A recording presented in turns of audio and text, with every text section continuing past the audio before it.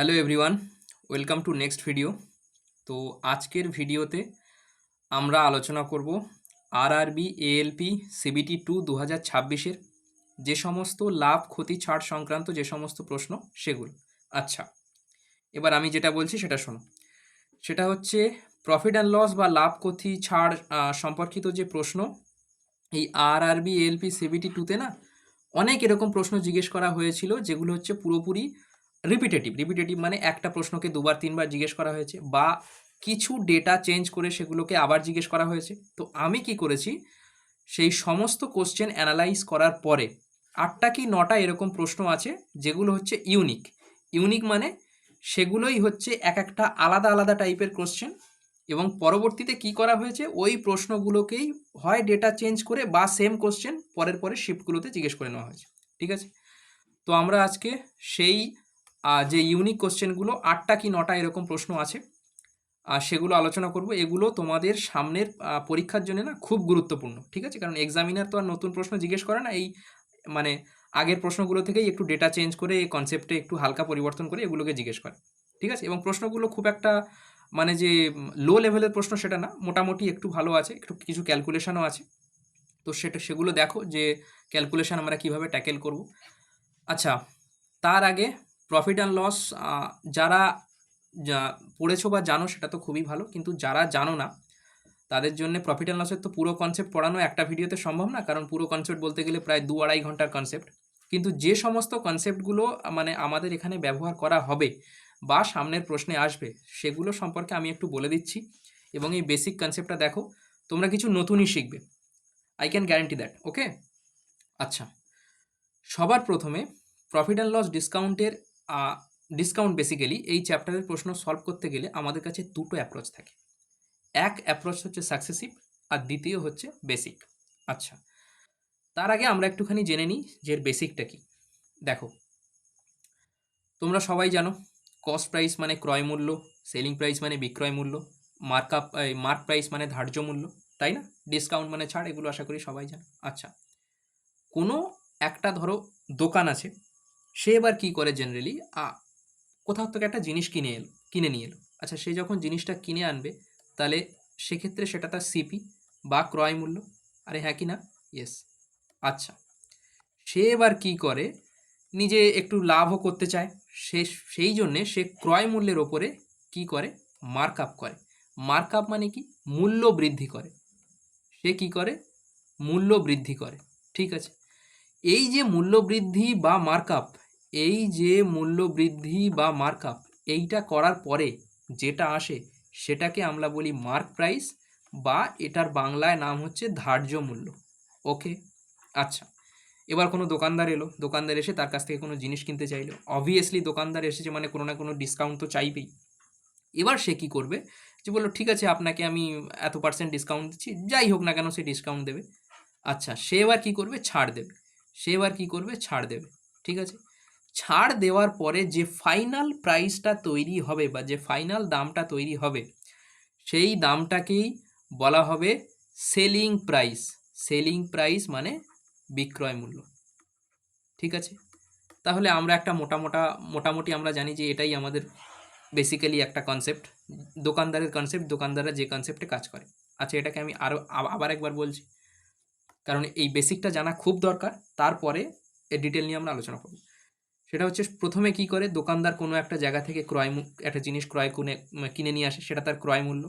তারপরে সে কি করে, সেখানে একটা স্টিকার লাগায় বা মার্ক আপ করে। ধরো সে 200 টাকায় কিনে আনলো, সেই ধরো একটা জামা সে 200 টাকা দিয়ে কিনে আনলো, সে তখন সেখানে 280 টাকা লিখবে, তার মানে সে মার্ক আপ করবে, তাই না? মূল্য বৃদ্ধি করবে। মূল্য বৃদ্ধি করার পরে যে দামটা আসে সেটাকে বলা হয় ধার্য মূল্য বা মার্ক প্রাইস। ঠিক আছে, বা সেই প্রাইস যেটা সেই জামা হোক বা কাপড়ের গায়ে লাগানো থাকে। ওকে, আচ্ছা, তারপরে এবার কাস্টমার আসে। কাস্টমার এসে কি করে, যে না এই জিনিসটা আমরা নেব কিন্তু আমাদের ডিসকাউন্ট দিতে হবে। ঠিক আছে, তারপরে সেই মার্ক প্রাইসের ওপরেই ডিসকাউন্ট দেওয়ার পরে যে প্রাইসটা আসে সেটা হচ্ছে সেলিং প্রাইস বা ফাইনাল বিক্রয় মূল্য।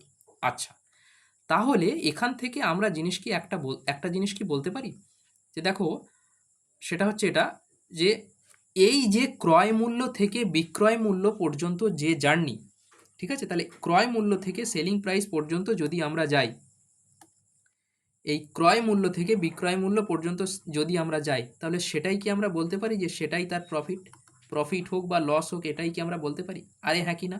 ইয়েস। দেখো, ক্রয় মূল্যের একটা ক্রয় মূল্যতে কিছু একটা পরিবর্তন করেছে, তারপর পরিবর্তন করার ফলে এসছে ধার্য মূল্য। ঠিক আছে, ধার্য মূল্যতেও কোনো একটা পরিবর্তন করেছে, পরিবর্তন করার পরে এসছে বিক্রয় মূল্য, তাই না? তাহলে এক সেকেন্ড, ওখানে মূল্যটা লেখা হয়নি। তাহলে এই যে ফাইনাল যে চেঞ্জেসটা এলো ক্রয় মূল্য থেকে সেলিং প্রাইস বা বিক্রয় মূল্য পর্যন্ত, যে ফাইনাল চেঞ্জেসটা এলো সেটাই তার প্রফিট অ্যান্ড লস। ইয়েস, সেটা তার প্রফিট হতে পারে বা লস হতে পারে। আচ্ছা, একটা জিনিস এখানে দেখো যে এই জিনিসটা না পরপর হচ্ছে। দেখো, এই ক্রয় মূল্যর পরে ধার্য মূল্যর পরে বিক্রয় মূল্য। তাহলে আমরা কি বলতে পারি যে পরপর যখন কোনো জিনিস হয় তাহলে সেটা সাকসেসিভ? ইয়েস। আরে হ্যাঁ কি না? ইয়েস। তাহলে এই যে মূল্যবৃদ্ধি বা মার্কআপ এবং ডিসকাউন্ট দেওয়ার পরে যে জিনিসটা আসে সেটাই তার প্রফিট অ্যান্ড লস।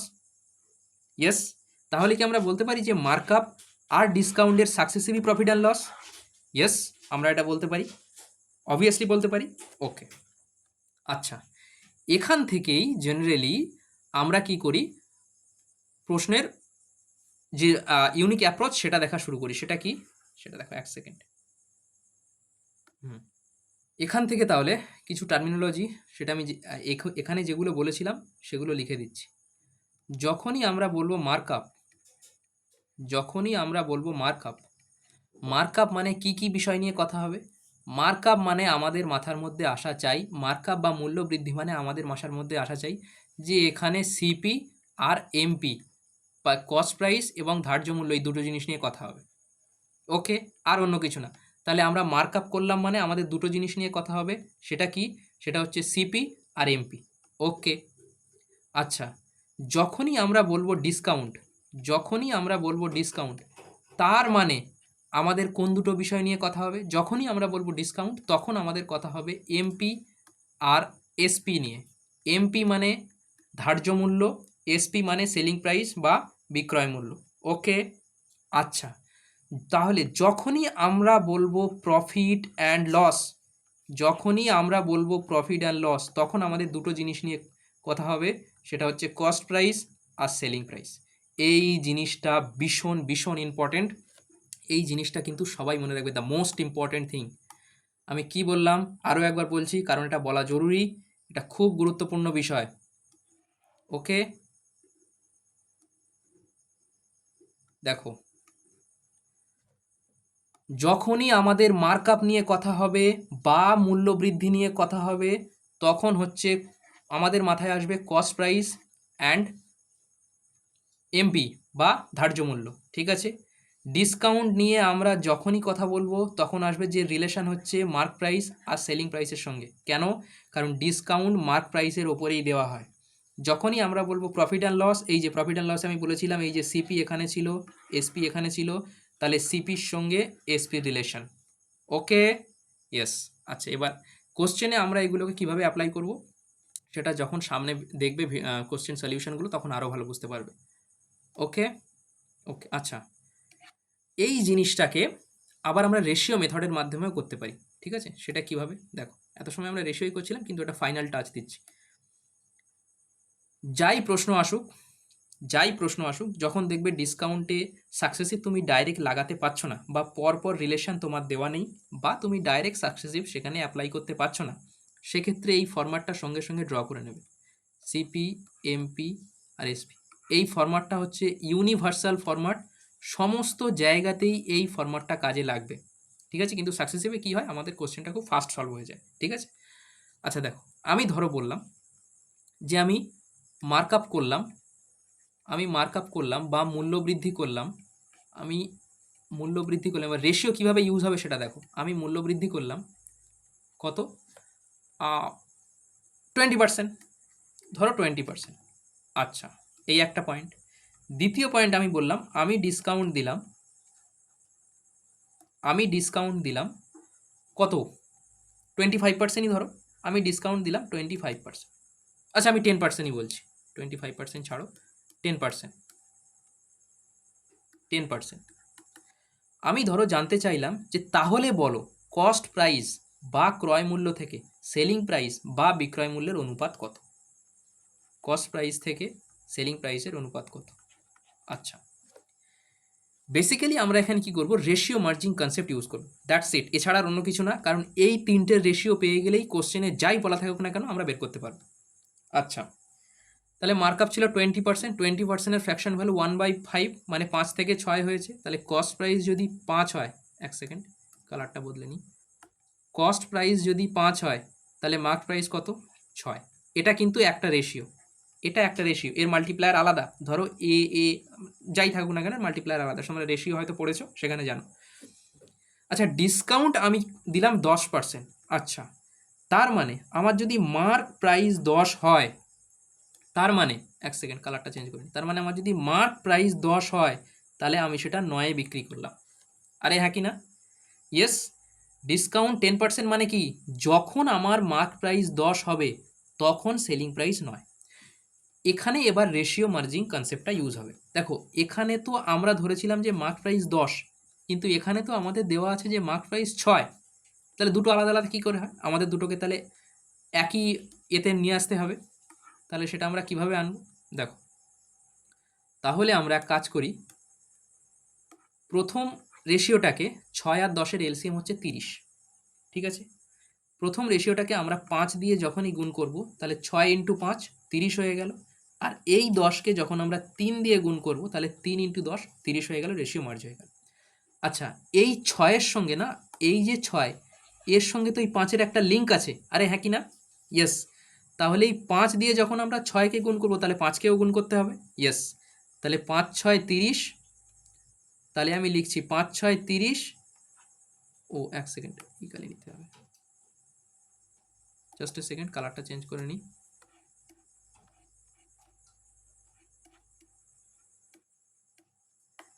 তাহলে যখনই আমি লিখছি 5 6 30 আর 5 5 25। আচ্ছা, এই 3 দিয়ে যখন আমি 10কে গুণ করব, এই 3 দিয়ে যখন আমি 10কে গুণ করব, 3 10 30, সেটা অটোমেটিক্যালি আছে, কিন্তু এই 10-এর সঙ্গে 9ও লিঙ্ক ছিল। তাহলে 3 9 27। ওকে, 3 9 27, এই হয়ে গেল রেশিও মার্জড। তাই না? যারা রেশিও পড়েছো তারা সেটা খুব ভালো করে বুঝতে পারবে। তাও আমি আর একবার বলে দিলাম, এটা বেসিক কনসেপ্ট। এছাড়া আর সেরকম কোনো বেসিক কনসেপ্ট আপাতত এই প্রশ্নগুলোর জন্য লাগবে না, এটা জেনে রাখো। তাহলে আচ্ছা, সিপি থেকে এসপি কত? কস্ট প্রাইস যখন 25 হবে, আমাদের যেটা জানতে চেয়েছিল, 25 থেকে, আরে ইয়ার, 25 থেকে 27। ওকে, ইয়েস। আচ্ছা, তাহলে চলো এবার বেসিকের দিকে যাই, মানে প্রশ্নের দিকে যাই। ফার্স্ট কোশ্চেন কি বলেছে? ফার্স্ট প্রশ্ন বলছে, colour set, A tedder marks that article at 25% above it cost price, ঠিক আছে? তারপর এত পার্সেন্ট ডিসকাউন্ট দিচ্ছে, আর ডিসকাউন্ট দেওয়ার পরে এত টাকা প্রফিট করছে। ওকে, খুব ভালো কথা। আচ্ছা, তাহলে আমি এখানে যে কনসেপ্টটা একটু আগে শেখালাম সেটা এখানে আগে অ্যাপ্লাই করি, তারপরে অন্যটা বলবো। দেখো, সিপি, এমপি, এসপি এখানে লিখে নাও। ওকে, কোনো অসুবিধা নেই। 25% মার্কআপ, 25% মার্কআপ মানে কত? 25%-এর ফ্র্যাকশন ভ্যালু 1/4, তার মানে 4 যদি কস্ট প্রাইস হয়, 4 যদি কস্ট প্রাইস হয়, 5 মার্ক প্রাইস। ইয়েস। আচ্ছা, তারপরে বলছে 10% ডিসকাউন্টও দিচ্ছে। ডিসকাউন্ট কিসের ওপরে দেওয়া হয়? মার্ক প্রাইসের ওপরে দেওয়া হয় বা ধার্য মূল্যের ওপরে দেওয়া হয়। তাহলে ধার্য মূল্য যদি 10 হয়, বিক্রয় মূল্য 9। ওকে। আচ্ছা, এখানে তো বলছে যে মার্ক প্রাইস 5, কিন্তু এখানে বলছে 10, তাহলে আমাদের ব্যালেন্স করতে হবে। কিচ্ছু না, শুধু উপরের রেশিওটাকে আমরা যদি 2 দিয়ে মাল্টিপ্লাই করে দিই, এটা ব্যালেন্স হয়ে যাবে। তাহলে 2 4 8, আর 2 10-এ এই এটা তো 10 ছিলই, আর এটা 9, রেশিও মার্জ হয়ে গেল। এবার কি বলছে? মেক্স এ প্রফিট 180। প্রফিট কি হয়? কস্ট প্রাইস আর সেলিং প্রাইসের ডিফারেন্স আমি প্রথমেই এখানে বলেছিলাম, এই যে মোস্ট ইম্পর্টেন্ট পিডিএফ এটা। প্রফিট অ্যান্ড লস বললেই cost price, profit and loss বললেই কস্ট প্রাইস আর সেলিং প্রাইসের দিকে তাকাতে হবে। ওকে, তাহলে এখানে কি বলেছে, কস্ট প্রাইস আর সেলিং প্রাইসের মধ্যে 1 ইউনিট প্রফিট হয়েছে। 8 থেকে 9 মানে 1 ইউনিট প্রফিট। কোশ্চেনে কত বলেছে, 180। মাল্টিপ্লায়ার কত, 180। What is the cost price? Cost price আমার কত ছিল, 8, তাহলে 8 ইন্টু 180 সেটা হচ্ছে 1440। 18 144 হয়, বি অপশন। এখানে সঠিক অ্যান্সারগুলো দেওয়া আছে, এগুলো অ্যান্সার কি অনুযায়ী যে অ্যান্সারগুলো দিয়েছে সেগুলো এখানে আমি টিক করে রেখেছি। ওকে, ঠিক আছে।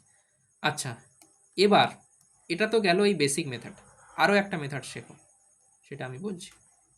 জানাটা জরুরি, তবেই কোশ্চেনের ক্ল্যারিটি আসবে। Just a second.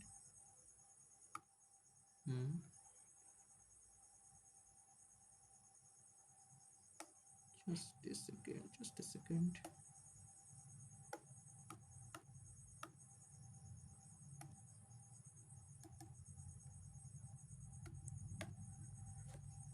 আমি ধরে নিলাম যে আমার কস্ট প্রাইস কত, এক্স।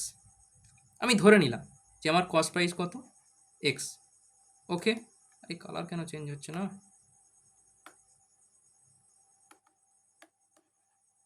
ঠিক আছে, আমি ধরে নিলাম আমার কস্ট প্রাইস এক্স। ঠিক আছে, এই এক্সের ওপরে আমি কি করলাম, 25% মার্কআপ করলাম। 25% মানে 1/4, মানে 4-এর জিনিস আমি 5 করলাম। ওকে, 10% ডিসকাউন্টও দিলাম, মানে 10-এর জিনিস আমি 9 করলাম। এর ফলে আমার এত টাকা প্রফিট হলো। আচ্ছা, এবার এখানে একটা বিষয়, এক্স ছিল আমার কস্ট প্রাইস, তাতে যদি আমি প্রফিট জুড়ি তারপরেই তো আমি সেলিং প্রাইস পাবো। তাহলে এখানে কি লেখা উচিত, এক্স প্লাস 180। কারণ আমি এটা প্রথমেই বলেছিলাম, এইটা আমাদের কি আসে, দ্যাট ইজ সেলিং প্রাইস। ঠিক আছে, দ্যাট ইজ সেলিং প্রাইস। আর এটাও কি, এটাও সেলিং প্রাইস, কারণ কস্ট প্রাইস আমার এক্স ছিল, এটা সিপি ছিল। কস্ট প্রাইসের সঙ্গে যখনই আমি প্রফিট যোগ করব তারপরেই তো আমি সেলিং প্রাইস পাবো। তাহলে আমি দু সাইড থেকে সেলিং প্রাইস ইকুয়েট করতে পারি। ইয়েস, কোনো অসুবিধা নেই। ওকে, এবার দেখো, 5 2 10, ঠিক আছে, এদিকে থাকবে 9x, আর ওদিকে 4 2 8, এদিকে 8x প্লাস 18 2 এই 18 8 144, 1440। এক্স কত এলো, 1440, বি অপশন। এটাও তোমাদের জানা জরুরি ছিল।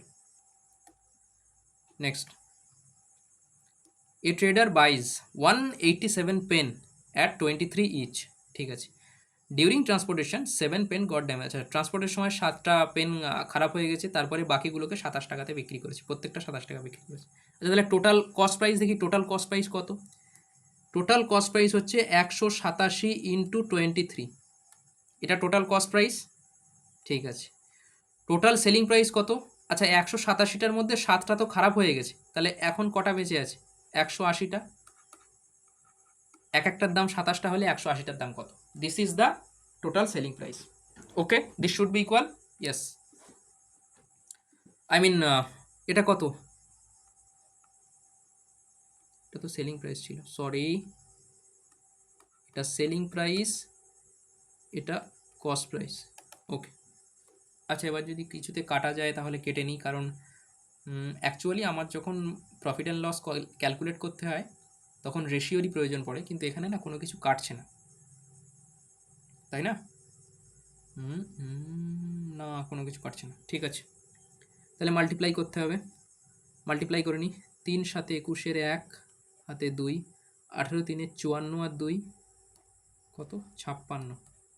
আর এদিকে 2 7 14 4 হাতে 1, 18 2 36 আর 1 37, 1 6 4 10 0 হাতে 1, 6 7 6 13 3 হাতে 1, 4301। এটা তাহলে কত এলো, এটা এলো 4301।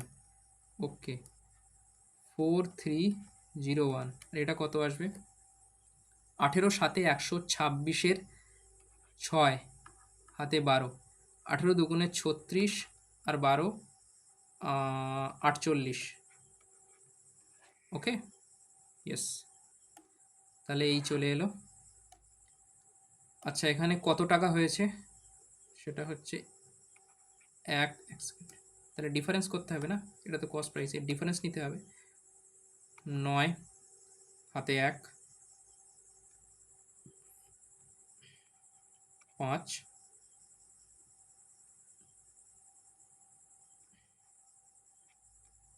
559, তাই না? আরে 4860 থেকে 4301 বিয়োগ করলে কত থাকে? 1 আর 9 10 5, আর এদিকে 559ই তো থাকে। ওকে, আচ্ছা, তাহলে এত টাকার হয়েছে প্রফিট কিসের ওপরে? এই যে 5594,301-এর ওপরে এই প্রফিটটা হয়েছে, কারণ প্রফিট বা লস বাই ডিফল্ট কস্ট প্রাইসের ওপরেই ক্যালকুলেট হয়। আচ্ছা, এবার যথেষ্ট হাই লেভেল ক্যালকুলেশন তো আমি করবো না, আমি অ্যাপ্রক্স করে দেখি। আচ্ছা, আমি যদি 10% এই ফোর্থ, এবার অ্যাকচুয়ালি এটা জিনিস দেখতে হবে যে 559 বা 559 এই 4301-এর কত পার্সেন্ট। আচ্ছা, 4301-এর আমি যদি 10% ক্যালকুলেট করি, 4301-এর আমি যদি 10% ক্যালকুলেট করি, সেটা কি হবে? 430.1 হয়, কারণ 10% মানে কি, একদিকে একটা পয়েন্ট এদিকে আসবে, কিন্তু এই পয়েন্ট একটার আমি নিলাম না, অ্যাপ্রক্সিমেটলি 430 নিলাম। আচ্ছা, তাহলে 559-এর থেকে 430 বাদ গেলে কত থাকে? এদিকে 9 2 129। এবারেই দেখতে হবে এই 129 4301-এর কত পার্সেন্ট, তাই না? আচ্ছা, এটা তো গেল 10%, 430, 1% 43, তাহলে আমি যদি 43-কে 3 দিয়ে গুণ করি, 3 3-কে 9 3 4, হ্যাঁ 129, মানে এটা 3%। ঠিক আছে, তাহলে মিলিয়ে কত চলে এলো? 13%, এই অপশন। ওকে, হাই লেভেল ক্যালকুলেশন, গুণ এই ভাগ করতে গেলে মাথা খারাপ হয়ে যাবে, এইভাবে ভেঙে ভেঙেই ক্যালকুলেশন করা ভালো। Anyways, next, a diamond ring cost 85600, it's price, প্রথমে এত টাকা কমানো, এই এত পার্সেন্ট কমানো হয়েছে, তারপরে এত পার্সেন্ট কমানো হয়েছে, final selling price, successive case direct. তাহলে 85600 ছিল, প্রথমে কি করা হয়েছে? 11% কমানো হয়েছে, 11% ফ্র্যাকশন ভ্যালু 11/100, তাহলে 100 থেকে 11 কমালে 89 থাকে, নিচে 100, 4%-এর ফ্র্যাকশন ভ্যালু 4/100, ঠিক আছে, তাহলে 96/100। আমি কেন এটা কাটলাম না সেটা এক্ষুনি বুঝতে পারবে, স্ট্যান্ডার্ড পার্সেন্টেজ তো এটা না, কেটে কোনো লাভ নেই। এবার দেখো, আমি ইউনিট ডিজিট বা ডিজিটাল সাম যে কোনো কিছুটা লাগাবো, কারণ খুব বড় ক্যালকুলেশন হবে, দেখেই বোঝা যাচ্ছে। দুটো জিরো থেকে দুটো জিরো গেল, ওকে, ঠিক আছে। তাহলে এই যে 96, 96-তে 3 আছে না? ইয়েস, 3 আছে তো, তাহলে অ্যান্সারও 3-এর মাল্টিপল হবে। ইয়েস, দেখি 3-এর মাল্টিপল কোন অপশান দেয়। 6 আর 3 9, 7 আর 2 9, এটা 3-এর মাল্টিপল 9। 6 তো হয়ে গেল, 4 আর 2 6 হয়ে গেল, 7 আর 4 11, এটাও 3-এর মাল্টিপল 9, 7 আর 2 9, এটাও 3-এর মাল্টিপল 9, 7 আর 2 9, 4 4 10, হ্যাঁ, ডি অপশান একমাত্র 3-এর মাল্টিপল। আচ্ছা, 3-এর মাল্টিপল যদি আমাদের কাজ না করতো, আমরা অন্য কিছু দেখতাম, অনেক জিনিস আছে, ডিএস আছে, এটা আছে, সেটা আছে, সেরকম দেখতাম, এবং ফাইনালি যদি কোনো কিছুতে লাভ না হতো, তাহলে আমাদের ক্যালকুলেশন করতেই হতো, কারণ আর কোনো অপশান নেই। কিন্তু এক্সামিনার চায় যে তোমরা এটা ডিজিটাল সাম থেকে করো, সেই কারণেই দেখো এই লাস্ট অপশানই 3-এর মাল্টিপল দিয়েছে, আর কিছু দেয়নি। ওকে, আচ্ছা, নেক্সট, এ ডিলার, আচ্ছা এর এক সেকেন্ড, হ্যাঁ এই অপশানটা তো দেখছি না, এখানে থাক। এ ডিলার বাইসে টেবিলস ফর 2750, ওকে, 2750-তে একটা টেবিল কিনেছে। হি ফার্স্ট মার্কস 28%, তারপরে মার্ক আপ করেছে, তারপরে ডিসকাউন্টও আবার দিয়েছে, হুম, তারপরে আবার কাস্টমার 5% জিএসটিও দিয়েছে সেলিং প্রাইসের উপরে। আচ্ছা, find the profit percentage excluding GST. আচ্ছা, এক্সক্লুডিং জিএসটি এখানে অলরেডি বলে দিয়েছে, তাহলে এই ভ্যালুর আমার কী দরকার? এর তো কোনো প্রয়োজন নেই। দ্বিতীয় কথা, অ্যান্সার জানতে চেয়েছে পার্সেন্টেজে, এই ভ্যালুরও আমার কী দরকার? কোনো প্রয়োজন নেই, আননেসেসারি, রিডান্ডেন্ট, এক্সট্রা দিয়ে রেখেছে। আমাদের কী জিনিস দরকার? প্রফিটের জন্য আমাদের চাই markup and discount percentage, that's it. Okay, 28% markup করেছে, মানে 100 থেকে 128 করেছে। ওকে, 12% ডিসকাউন্ট দিয়েছে, মানে 100 থেকে 88 করেছে। 8 8 64, 4 ইউনিট ডিজিট আসবে 4, একটাই অপশানে আছে। ব্যাস, এতটুকুই। এগুলোতে কোথাও 4 নেই, দ্যাটস ইট। এছাড়া আর অন্য কিছু করার প্রয়োজন নেই। আচ্ছা, আমি লিখে দিই, এটা ইউডি থেকে করলাম বা ইউনিট ডিজিট। ওকে, কোশ্চেন ইজি ছিল, ঠিক আছে? খুব একটা মানে উপর থেকে দেখে মনে হবে খুব হাই লেভেলের ক্যালকুলেটিভ কোশ্চেন, কিন্তু আলটিমেটলি সেটা নয়। Anyways, a shopkeeper marks a product of 75% above cost price and offers two successive discount 30% and এত percent. What is the profit and loss percentage? ঠিক আছে। আচ্ছা, তাহলে প্রথমে কি করেছে? মার্কআপ করেছে। আচ্ছা, 75%-এর ফ্র্যাকশন ভ্যালু কত? Just a second. 75%-এর fraction value হচ্ছে 3/4, মানে দাম যদি 4 হয় তাহলে 4-এ 3 বাড়িয়ে 7 করেছে। আর এইগুলো তো সব সাকসেসিভ, আমি তো আগের ভিডিওতে বলেছিলাম যে এই যে মার্কআপ, তারপরে ডিসকাউন্ট পার্সেন্টেজ, এগুলো সব সাকসেসিভে থাকে, কারণ ক্রমাগত হচ্ছে পরপর হচ্ছে, একটার পর আর একটা। Okay, into and offers 2 successive discount আছে, দুখানা ডিসকাউন্ট দিয়েছে। 30%-এর ফ্র্যাকশন ভ্যালু হচ্ছে 3/10, মানে 10-এর জিনিস 7-এ বিক্রি করেছে। আচ্ছা, তারপর আবার 40%-এর ফ্র্যাকশন ভ্যালু হচ্ছে 2/5, মানে 5-এর জিনিস 3-এ। ওকে, আচ্ছা, তাহলে কত এলো? কোনো কিছু তো কাটছে না। 7 7 49, 49 ইন্টু 3 147, কারণ 150 থেকে 3 কম, আর 4 5 20, এটা হলো 200। আচ্ছা, তাহলে আমি এটা 2 দিয়ে ভাগ করে নিই, তাহলে ডাইরেক্ট পার্সেন্টেজে পেয়ে যাব। তাহলে 2 দিয়ে যদি ভাগ করি, এটা তো 100, উপরটাকে 2 দিয়ে ভাগ করলে 2 7 14, 2 3 6, আর 2 5 10। এটা কি? এটা হচ্ছে কস্ট প্রাইস। এটা কি? এটা হচ্ছে সেলিং প্রাইস, তাই না? তাহলে তার কি হয়েছে? আলটিমেটলি তার লস হয়েছে। লস একটাই অপশানে ছিল, আমরা মারতে পারতাম, কিন্তু তাও দেখে নিই। 100 থেকে 73.5 বিয়োগ করতে হবে। আচ্ছা, যখনই এরকম পয়েন্ট এর বিয়োগ আসে না, এক কাজ করো, তখনই মানে ওর পরের ইন্টিজার অ্যাড করে তারপরে বিয়োগ করো। মানে 73.5 আছে, এটাকে 74 ধরো, তাহলে 100 থেকে আমি যদি 74 বিয়োগ করি, কত থাকে? 26। এইবারে এই যে 1 থেকে 0.5 বিয়োগ করো, কত থাকবে? 5, দ্যাটস ইট। এইভাবে। ওকে, সিমিলারলি ধরো এখানে দেওয়া আছে 100 থেকে তোমাকে বিয়োগ করতে হবে 26.23, তাহলে তুমি সবার প্রথমে 27 বিয়োগ করো, ঠিক আছে? যখন তুমি 27 বিয়োগ করবে, তখন কত থাকবে? 27 বিয়োগ করলে থাকে তোমার 73, ইয়েস, পয়েন্ট। এবার 1 থেকে যদি তুমি 0.23 বিয়োগ করো, তাহলে কত থাকবে? 77, ইয়েস। তো এইভাবে করতে হয়। ওকে,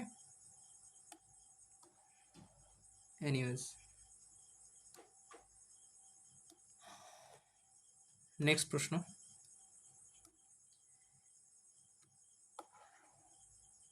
আচ্ছা, এই কনসেপ্টটা আমি আগের একটা ভিডিওতে বলেছিলাম যে এক্সামিনার বারবার জিজ্ঞেস করে, আর এর দেখতেই অ্যান্সার বি, এছাড়া আর কিছু হতেই পারে না, যদি সেই কনসেপ্টটা আমার আগের ভিডিও থেকে পড়ে থাকো।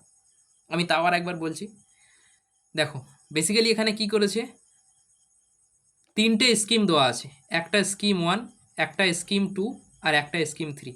একটাতে সে 3% আর 7%-এর ডিসকাউন্ট দিয়েছে, একটাতে 2% আর 8%-এর ডিসকাউন্ট দিয়েছে, একটাতে সে দিয়েছে 10%-এর ডিসকাউন্ট।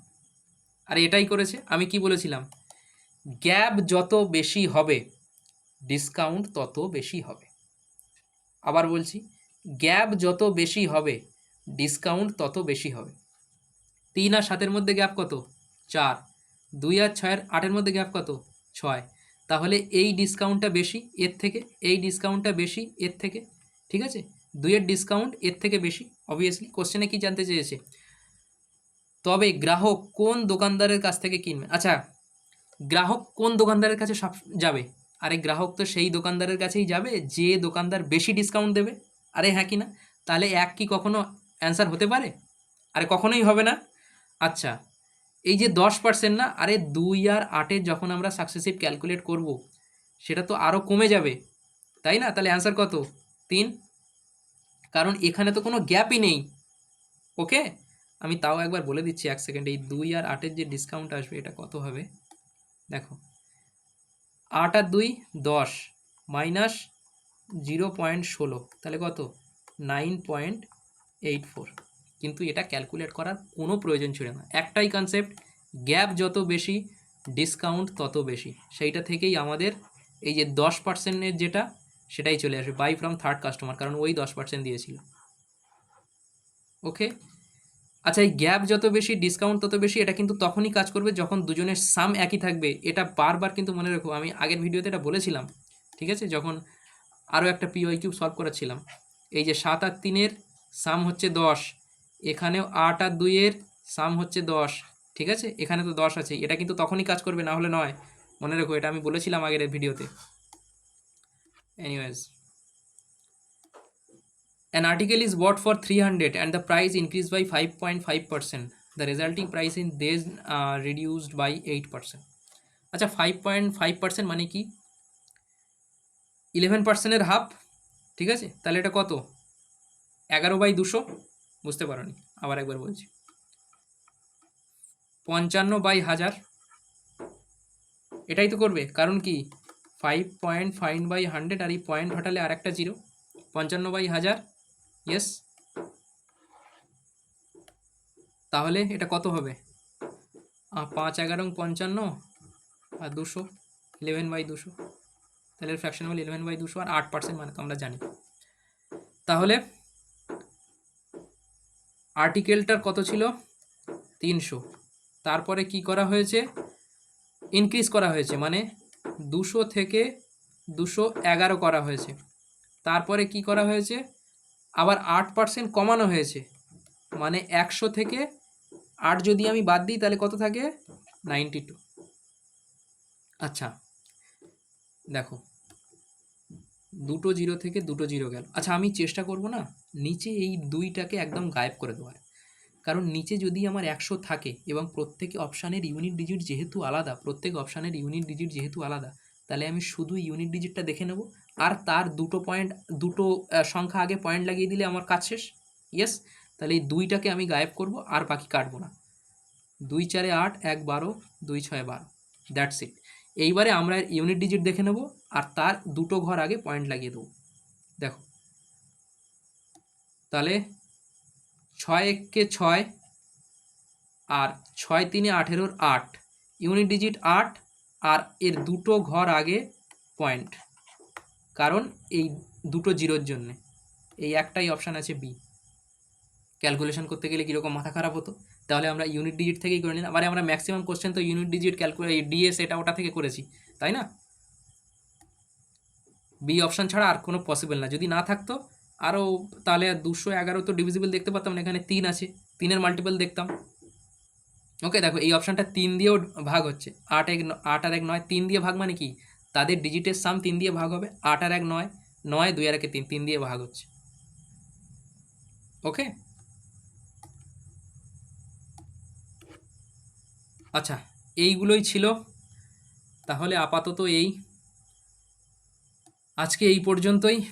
এছাড়া তোমরা আর নতুন কোনো প্রশ্ন এএলপি সিবিটি 2 2026-এ আর দেখবে না প্রফিট অ্যান্ড লস চ্যাপ্টার থেকে, ঠিক আছে? এই প্রশ্নগুলোকেই ওরা কী করেছে, বারবার হয় রিপিট করেছে, না হলে কোনো ডেটা চেঞ্জ করেছে। এগুলোই হচ্ছে সেই ইউনিক প্রশ্ন।